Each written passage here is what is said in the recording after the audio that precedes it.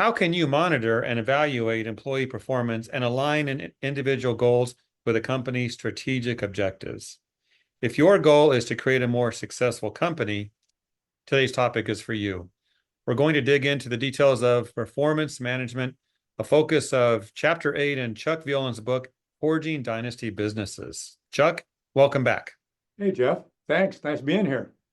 Good to have you here again, talking about your book. We're getting through it, Chapter 8. We Crank are. it along. This chapter, Chuck, is a good one. I can't help but think that a true performance management system might unearth some things we don't want to know about, but we need to know about and respond. So Yep. tell us about today's topic. Well, today's topic is about performance management. And I think a good place to start on that is that, establishing the difference between performance management and a performance review. A performance review is an activity or a tool that can be used to manage someone's performance. Performance management, on the other hand, is much more comprehensive. It's a system, and it can be used to establish a position's expectations and then to guide an employee's performance in achieving those expectations. Performance management starts with the job description that includes the purpose of the position, areas of responsibility and authority, and how performance is going to be measured. Now, those measurements typically include metrics and goals for the position. Performance management also includes basic things like communication to reinforce the expectations on a regular basis, feedback loops between the manager and the employee that flow both ways, and even coaching when it's appropriate. Chuck, you make this sound like this is an important topic. It is an important topic, especially if you're serious about growing a business. All right, so we've set the tone. This is an important topic.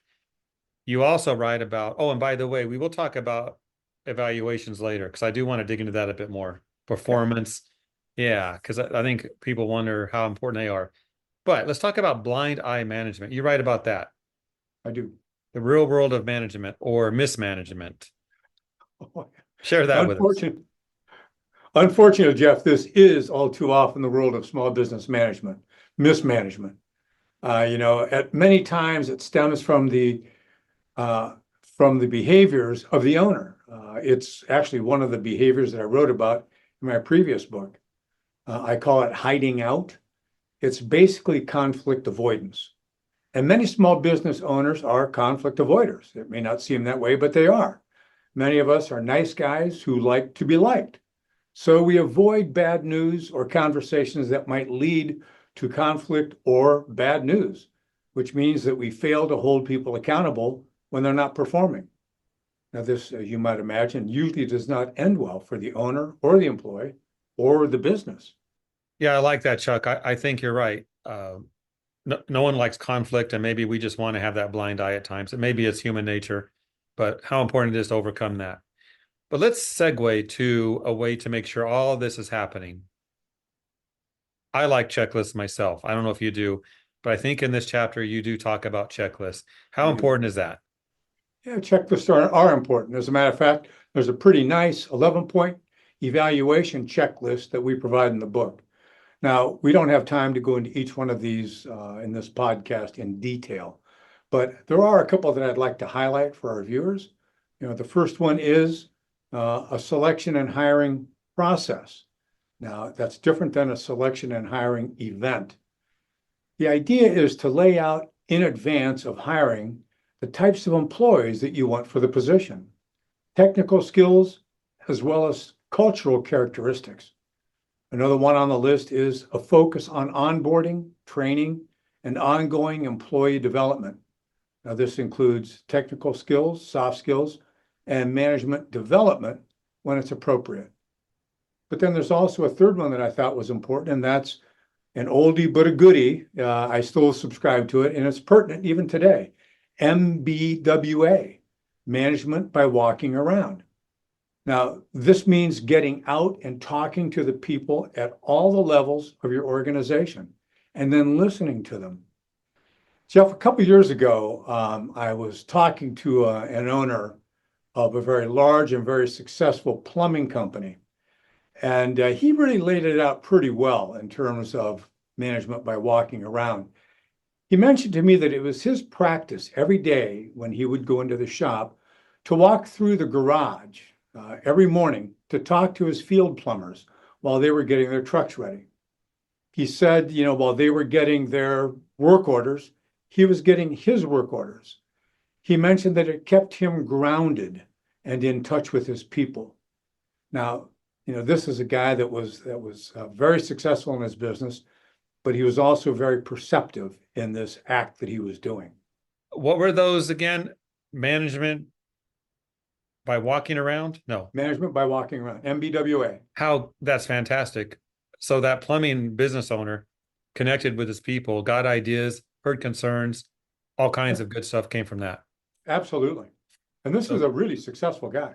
Yeah. You're telling us get out of our chair and go talk to our team. That's pretty much what I'm saying, Jeff. I like it. All right, Chuck, my favorite part, I think, of every interview is hearing the real life story. And you have one about high tide conceals the rocks. Oh, that's a good one. Share it with us. Oh, it was a good one. This is a great story. And fortunately, it does have a happy ending. Now, this is a classic story about a company that grew so fast, it outgrew their people, their management structure, and their systems. They were all gas pedal, no brakes, very little clutch, and it nearly put them out of business. The company was doing over $20 million in revenue a year, but there were no budgets, no revenue expectations, no profitability goals. There were no performance expectations set for people, from the salespeople to project managers to the administrative staff. Even the owners weren't on the same page with each other. Then the revenue stopped, and that party was over. We got the call when they had about 30 days cash left in the bank. Now, when you're that size company, that cash flows out real fast. So we knew we had to act fast. The upside is that when you're in free fall like that, it's very easy to get the owner's attention, and we did. They got to work. They were very fortunate that they happened upon a really sharp finance guy that they hired into their business. And even better, that they actually listened to him, that the owners listened to him. And they were able to turn that ship around. Now, it took a lot of work, and it wasn't without its pitfalls, its setbacks. But the bottom line is, and the good news is, that they got it turned around, and they're doing very well. I have to think that some honest, introspective analysis has to happen for a business owner to say, hey, we need help. And as you mentioned, they found the right person and they listened to them. That's the So key. critical. That's the key. Absolutely. Yeah. Okay. Let's circle back.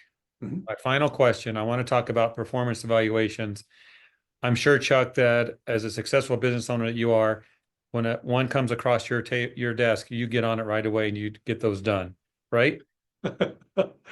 Sorry, Jeff. Confession time here. All right. I mean, I do those for my team. How important are these for a company to really get into these and do them right?